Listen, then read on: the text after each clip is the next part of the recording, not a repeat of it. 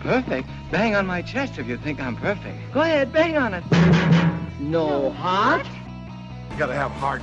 Miles and miles of heart. This is Patchwork Heart Ministries' Young Catholics Respond, brought to you by Breadbox Media. Now, here's your host, Bill Snyder. Thanks, Adam, and welcome to the program, everybody. I am Bill Snyder, and today my guest is Taylor Schroll. He is a speaker, a radio host, and a youth minister. He has been a worship leader. He has got so many amazing things going. I can't even begin to list them all, but I will tell you this. His website is fortecatholic.com. He has a radio show of the same name, Forte Catholic. So Taylor, thank you so much for being here tonight or today, whenever people are listening to the podcast, to listen and be here with us talking with our listeners. I appreciate it so very much. Hello, even to the person listening at 3:30 a.m. that needs to go to sleep. Yeah, it's great. It's so much fun just being here with you. It's funny, we were talking a little bit before we came on that we've been more connected than I thought we were. Like you work with people that I know, and you had conversations with my friends. It's like a whole, your friends are my friends, and my friends are your friends. The more we get together, the happier we'll be, kind of thing. Exactly. It's just great to be on with you, man. I've checked out your show, and I'm impressed. I realized that I complimented you, and oddly enough, I realized after the compliment of you, I was complimenting myself as well. Because I'm sure you may or may not have noticed that sometimes people, there are certain people in Catholic media that aren't the most engaging or professional. And I listened to your show, and your show is both engaging and very professionally done. And I found out why. It's because you studied radio in college. And I was like, oh, I studied music and editing as well. So we got that going. It's amazing what happens when people study and train to do things. Exactly. Isn't that so true? Isn't that so true? We study, we train to do things, and with a little bit of grace from the Holy Spirit, things come out of our mouths that people listen to, and we get to talk to incredible people like yourself and each other, and it's amazing how transformation happens in this industry, and I appreciate that the time tonight, especially after recording your podcast. So I totally appreciate it. Yeah, thanks so much. I'm looking forward to our little conversation here. Yeah, so let's talk a little bit about you're first of all, you're an amazing evangelist. You're out there speaking to tons of people all the time. You've got a Blaze Ministries. You've got a lot going on, and I want to kind of hit the hot button topics for the young Catholics, and I always say this show is about responding to our culture, young Catholics responding to our culture. So let's maybe just start off with the complacency issues in our faith. There's a lot of us who just kind of walk around as Catholic zombies. That you're like, okay, we're going to go to Mass again today. We're going to pray a rosary again today. What do we do to break that complacency? I'm glad to be on a show with young Catholics because people can't see me right now. And I am 28, and I can even sound 28. But when people see me, they think I'm 45, and it's weird when I hang out around young adults. So I'm glad that it's just audio, because I promise I'm only 28. Born in 89. I was an 80s baby for 2.5 months. So it's too much fun to be here. So anyway, complacency. I love giving this talk so much. Number one, because I start off this conversation like any good conversation should start off with a definition from Wikipedia. I don't know if you've ever seen a graduation speech, valedictorian. I was number 136 in my class, so I was never even sniffing the valedictorian speech. So this is my final chance to do the what does success mean? Well, the dictionary says that's what I did, except I used Wikipedia just to stick it to my high school English teachers. It says that complacency is a feeling of smug or uncritical satisfaction with oneself or one's achievements.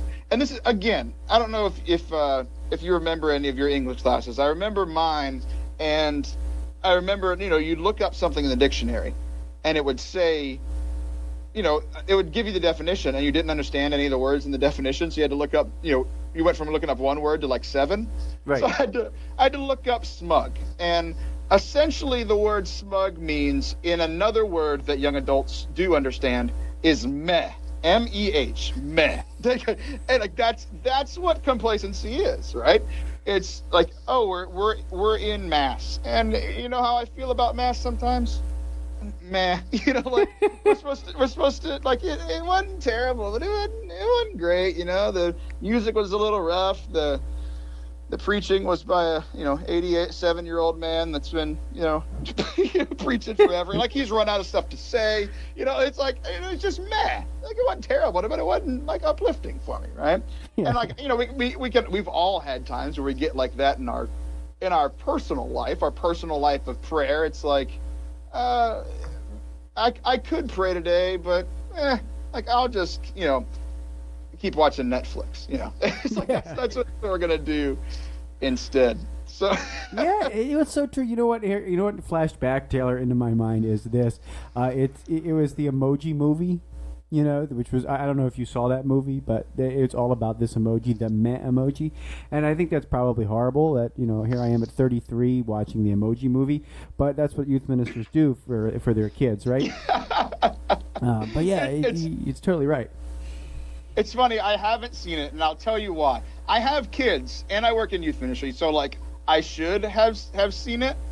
But here, let me tell you a story about what happened. Did you see Inside Out?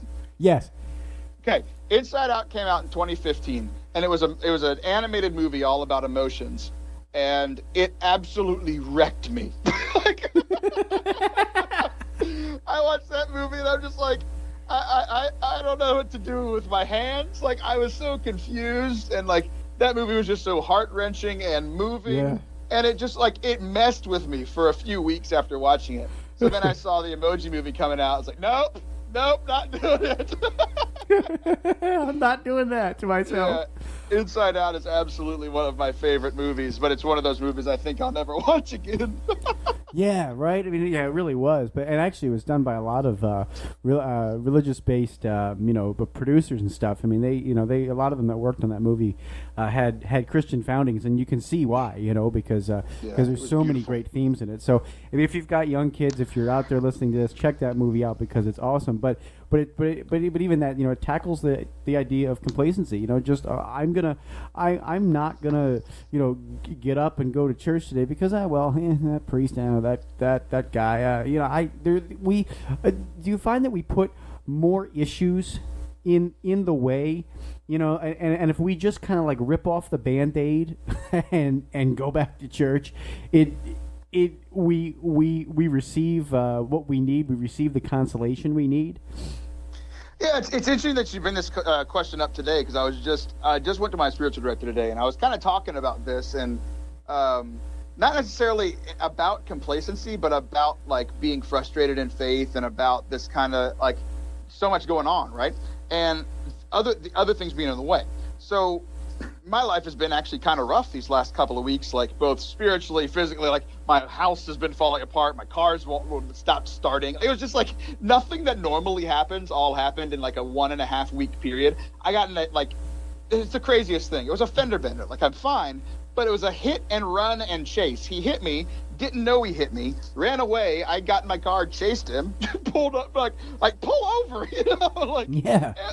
The next day, my fridge stopped working. The next day, my car didn't start. I mean, like it was just like everything was fine, right? So like all these other things have gotten in the way, and then I'm like, okay, I just need to rest, or like even good stuff, like focus on family, focus on getting the finances in order, and like all this stuff going on. I feel like I'm playing whack-a-mole in my life, right? Yeah.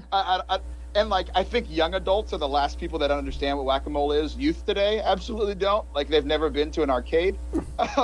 Yeah. But your listeners probably still know. They're the last generation to know. Yeah, right. What a whack-a-mole is. Yeah. It's sad. I just realized that. I'm starting to feel the same emotions that I did in watching Inside Out. So there's so many things that we all have to deal with. Oh, I got to work on my spiritual life. Oh, I got to work on my family stuff. Oh, I got to work on work. Oh, I got to work on money or whatever, right? And all this going on, And he was essentially, he's essentially like, you have been trying, like, living for God. You're like Peter walking out on the water. The water was stormy. God didn't calm the storms. He just said, hey, Peter, come walk. And he's like, okay. He comes out on the water. And the dude's walking on water. And then what's the moment that he starts falling? It's when he starts looking at the waves. The waves have been there the whole time, right? Yeah. Nothing changed. But what changed was he took his eyes off of Jesus and started focusing on the waves. And if we're being honest, like, that's kind of where I've been for the last few weeks, and kind of just been in this funk. Because, like, I didn't, like, stop praying or stop going to mass or anything, but definitely was just like, okay, I need to work on my finances this week. I need to work on my house this week. I need to work on my relationship with my family this week. And, like, made those things the priority that week instead of making the priority God, right? And so essentially it's like we get into these times where all these other stuff that we're putting in front of him, and it's just like we just need to look up and do what Peter says and just yell, help, Yeah. To help me. So Well, no, that's beautiful though. I mean, that's a beautiful thing to think about when you're drowning in life. And to use the metaphor there, I mean, when you're drowning in life, I mean, help is a good word. You know what I mean? Help is a good word. And if I think there's a lot of young adults out there, a lot of young people out there that sit here and say, how can God be good? But then they never ask for help from God. You know what I mean? I mean, does that make sense? It's like, yeah, like they all go, oh, I've got all these issues, all these problems. Okay, well, wait a minute. I need help. How am I going to get help? God, because there's not a magic genie. I mean, I haven't found one yet. I haven't found the magic genie that grants me 3 wishes and does fixes all my problems. You haven't found him yet? No, I haven't. Oh, he's a good friend of mine. We go way back. Oh, awesome! Would you at least send him my way? Yeah, absolutely. Yeah, I'd love to have him on the program next week. He doesn't do media. No, he doesn't do media. Darn. And not anymore. Not since Aladdin. He only worked with Robin Williams. Oh, right. Oh, darn. Well, anyway, Taylor, we're having a wonderful conversation. It's amazing how fast 13 minutes flies by when you're doing radio. But here we are. So I got to take a short break, and then when we come back, we'll continue this awesome conversation. I love hanging out with you on the air, and we'll be right back after these brief messages from our sponsors and people. So thanks, Taylor, for being here. Awesome. Looking forward to keep going. All right. Right back after these messages. This is Young Catholics Respond. Do you want to keep your finger on the pulse of Patchwork Heart Ministry? Follow our monthly blog, Written on Our Hearts. Simply go to patchworkheartministry.blogspot.com and click subscribe, and follow the on-screen instructions. That's patchworkheartministry.blogspot.com, then click subscribe. Hi everybody, Bill Snyder here. Just want to thank you for listening to this episode of Young Catholics Respond. And as a founder of Patchwork Heart Ministry, we have so much more going on than just our podcasts. Check it out at patchworkheart.org. Your heart is always beating, but you never have to think about it. Welcome back to Young Catholics Respond. Once again, Bill Snyder. Welcome back. Thanks, Adam, for the reintroduction. And this is Young Catholics Respond. Again, I'm Bill Snyder. Today, Taylor Schroll is on my program. He is a radio host, big Catholic speaker. Works with Ablaze Ministries.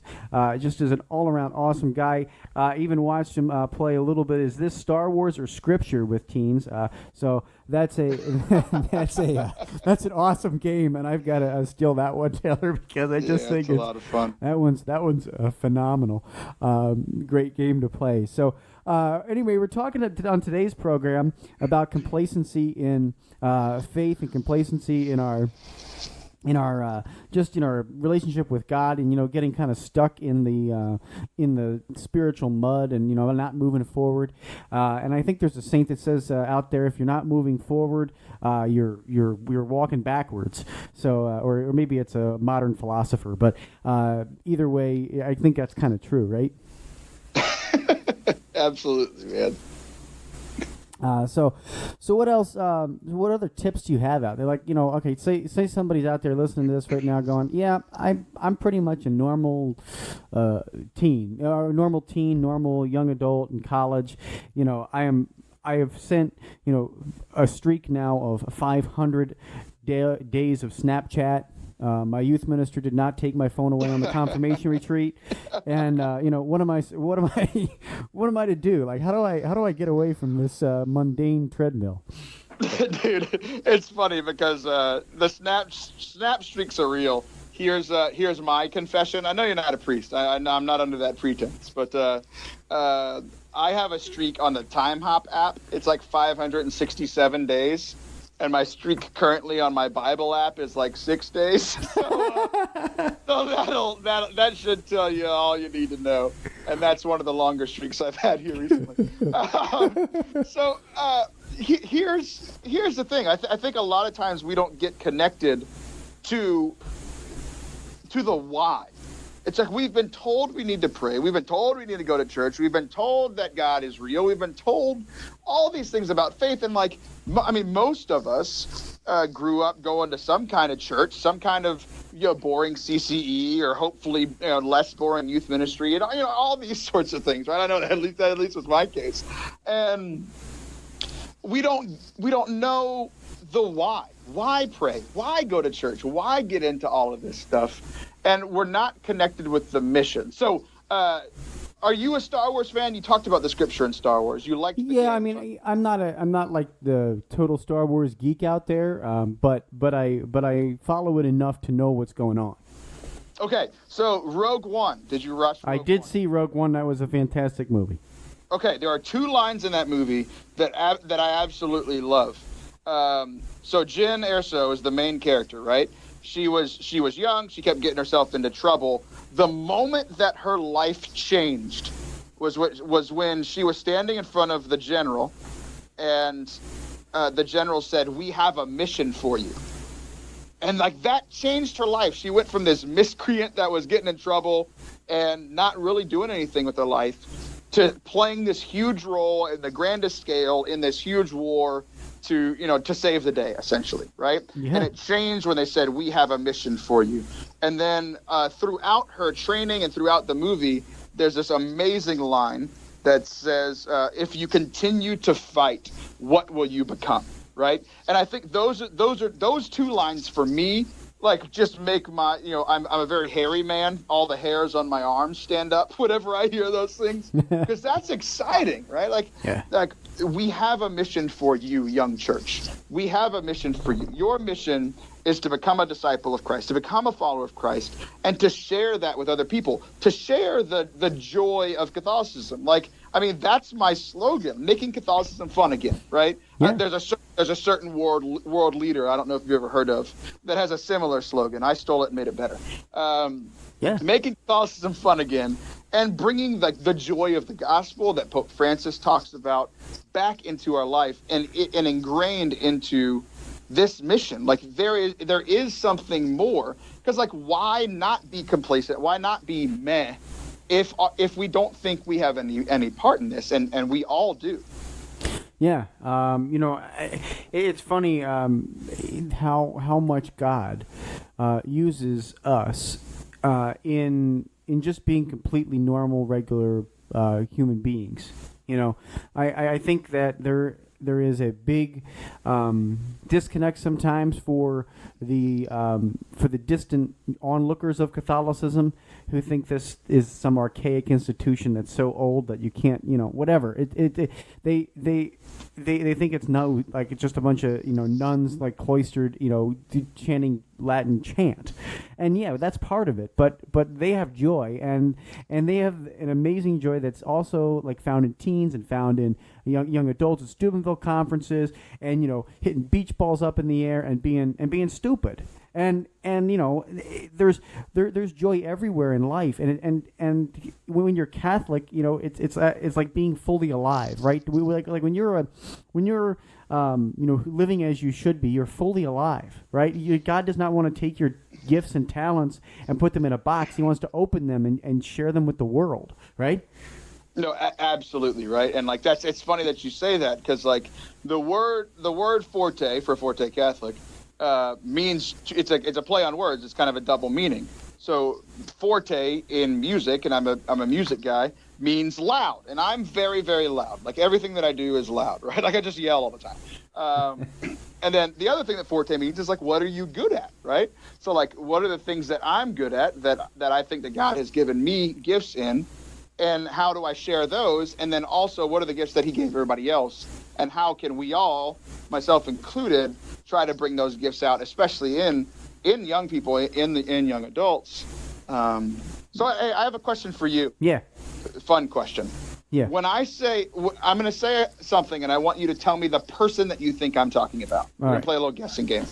Old German Santa Claus. Who does that make you think of? Old German Santa Claus, the person that I'm thinking of with that. Mm-hmm. Does it sound funny to say Tim Allen? That's a good guess. That's a good guess because of the Santa Claus movie, which, again, the youth listening to this have never watched. Right. Right. I'll give you another hint. First clue is Old German Santa Claus. Second clue is German Shepherd. Oh, well, then we have to go with Pope Benedict. Pope Benedict, right? He looks like Old German Santa Claus. Tell me I'm lying. No, he does. He does look like Old German Santa Claus. And he was the shepherd of the church, and he's as the Pope, and he's from Germany. So he's the German Shepherd, right? So he has my favorite quote about this whole complacency thing and being a part of this mission. And like I think where like myself and young adults and a lot of young people that I encounter are. He says that the world promises you comfort, but you were not made for comfort. You were made for greatness, right? And here in America especially, like we know comfort. We have a hashtag for it, First World Probs. Like that is our thing. We know it. Like our biggest thing is comfort. Like we want quick food. We want to go to it's like, our great grandparents had to shop at multiple stores. Then our parents went to Walmart supercenters, and then we just buy it all online. I mean, like, everything's getting so much easier. Oh, and now that they buy it online, they deliver it to your car. You can actually don't have to walk to the store anymore. You can just you don't have to do that anymore. You just pull up to the store, and some little high school student, one of your former students, he loads it in your car. It's crazy. Like, there's an app where you can order groceries, and someone else goes and picks them up and delivers them to your house. Or you can, like, take an Uber. Like, here's what I want to do. I want to order something off of Amazon, take an Uber, and have Amazon deliver it to me in one of those drones to my Uber. That's big dreams, man. I'm thirsty in my Uber. I want a drink. I bought it on Amazon. They droned it to me. Oh my gosh. Yeah. But you're right. The level of comfort that we live in and that we strive for, man. If we oriented that to the cross, if we oriented that to just like helping other people, working with other people, doing something good for other people, like if we actually did that, we would change the face of this earth. The Holy Spirit would just come like burn everything down and redo something new, if we lived that way. Right. And like comfort's not a bad thing. Like God wants to give us peace. He wants to give us this comforting times, but all of us know that like that's not our goal. And so much of our society, so much of like how we are just as human people, like we like the comfort, but like that is not our ultimate goal. It's nice to have a little bit of that along the way, but our ultimate goal is to be who God created us to be, and that is great. Like we have the Imago Dei, the image of God inside of us. We are built for more than binge watching Netflix every day. Like we're built for more than that. Like as nice as that is, and I won't say how many times I've done that. Oh man, nothing brings more Catholic guilt than that Netflix thing saying, "Are you still watching?" It's like, yes, leave me alone. Yeah, I am still watching this. Yeah. Yeah. But no, and that the only thing I want to tell teens when you're listening to our conversation is this: get off the couch. Get off the couch. Go outside. Play. Put the cell phone down. Put the technology down. How much of this is technology driven? I think a lot of it is, and I can say that because through personal experience. I'm a big gamer myself. I'm definitely in the whole like Fortnite craze. So it's funny. I saw a meme yesterday that was three scenes. One was a kid playing video games. The next one was the mom saying, "Go play outside," and the next one was the kid standing outside the window with his controller playing the game inside the house. And I was like, that would have been me as a kid if I was that smart. I wasn't, So, but I mean, the fact that I could pull up on my phone literally anything I want. I could order anything I want. I like. There's so much comfort in that, and it's handy, man. I'm not gonna lie. I'm a techie guy. I'm a gamer. I love all that stuff. But like, even in my own life, I can see how it can get in the way. There's this new app that I found that I want to tell you about. It's hilarious. It's called Bible Lens. It just came out this week, all right? So how this works is you take a picture of literally anything, and it suggests a Bible verse, and it makes these, like you've seen the Bible pictures, right? Like, it's a beautiful couple out in the thing, and it's just like, love brought us together, love is patient, love is kind, or whatever, right? Yeah. So it does that for you, and of course, it's supposed to be used for holy things, and I was just like, let's just find something hilarious to do with this. Yeah. So I started taking pictures of the most ridiculous things, and I just took a screenshot of my home screen on my iPhone, and guess the verse it told me. I don't even know what the home screen of your iPhone says, so I would have no idea. So the home screen is just like my apps and like everything that I have on my phone. Right? Okay. I didn't know if it was like a picture. Oh yeah, I got you. Yeah. So I got my games, I've got my my Spotify, I've got my podcast app, everything. Yeah. Xbox app. Satan, get behind me. I don't know. It was pretty close. I think they're just kind of digging at me at this point. It was 1 Thessalonians 5:17. Pray continually. I think it was my reminder that I need to get off my phone and pray sometimes. So this Bible app's being mean to me. Oh my gosh, it's hilarious. Oh my gosh. Well, no, that's awesome. Taylor, we have to have you back on because this is just so much fun. I mean, I'm ready to have a beer with you now. You know what I mean? Oh, let's do it, man. Let's do it. But we're out of time, so I've got to have you back on. We'll have to have another beer. I'll have to have beer another time. But real quick before I let you go, plug yourself, plug the websites. It's fortecatholic.com. But anything else, you want to mention? I know you do a lot of speaking, a lot of youth conferences, worship leading, all that stuff. Yeah. So I love doing the Austin youth conferences. I can lead worship for those, speak for those. This is a lot of the complacency stuff. It's one of the many talks that I can give.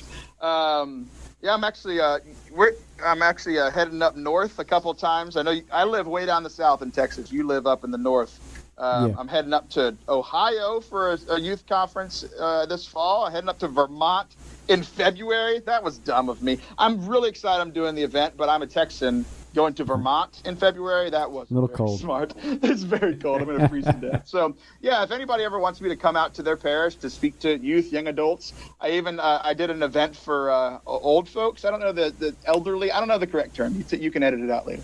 I just love talking about I was God has definitely called me to share his message and bring make Catholicism fun again, bring joy back into our faith, and I'd love to do that at anybody's parish or whatever. And then if you want to help make Catholicism fun again every week, you can listen to the podcast, Forte Catholic Podcast, wherever you listen to those. Follow me on social media. All that stuff is at fortecatholic.com, at Taylor Schroll on Instagram, Twitter, whatever, man. You're the man. Thank you. You certainly have made young Catholics respond fun again tonight. So I totally appreciate your time and hanging out with me here. We will have you back on for sure. So God bless you. God bless all your ministry, and thank you so much for being here. Yeah, you too, man. I'd love to come back on again. This was too much fun. All right. Well, this has been an episode of Young Catholics Respond. Until next time, from all of us here at Patchwork Heart Ministry, I'm Bill Snyder. Keep beating to your Catholic heart. This has been an episode of Young Catholics Respond. For more information about our program or to be a guest, visit patchworkheart.org. Email info@patchworkheart.org or call 424-704-3278. That's 424-704-3278.